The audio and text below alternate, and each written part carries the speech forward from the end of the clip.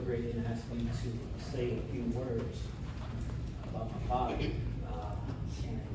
I'm not public speaker all the time. He's struggling up there a little bit. So don't mind him, I'm just gonna riff.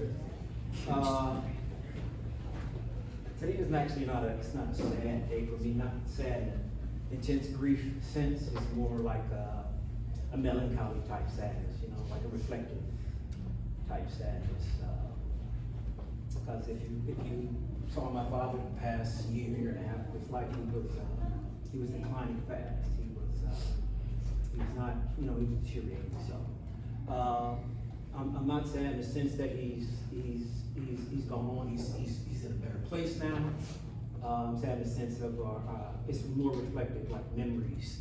The memories we shared before, we won't have any more.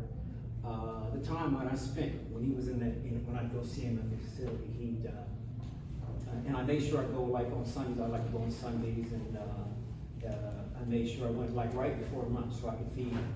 I felt that was my job to feed him when I went there, so I enjoyed doing that. And toward the latter part of his life, I could no longer feed him, I could no longer eat. But I just go there and just sit with him. You know, I just sit with him.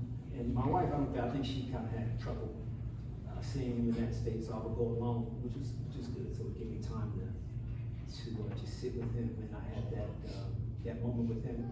I just sit there for an hour and a half, and just talk to my father, and just draw from his energy, just draw from him. And I would go to my father, and I'd tell him sometimes, even though he was in this catatonic state, he was, you know, non-responsive, he was bedridden.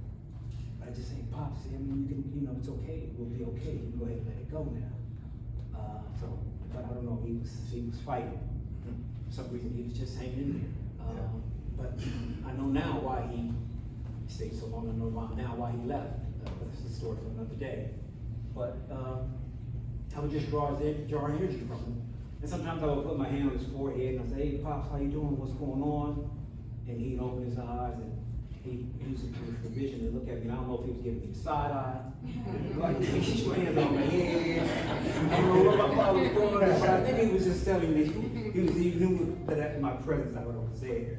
So like I said, I drew energy from being with him and spending that hour and a half, that time alone with him. So I miss that. I miss the times on Browning Boulevard we grew up, you know, and the times we'd stay out late at night. Just the only time we would come in would be to eat or drink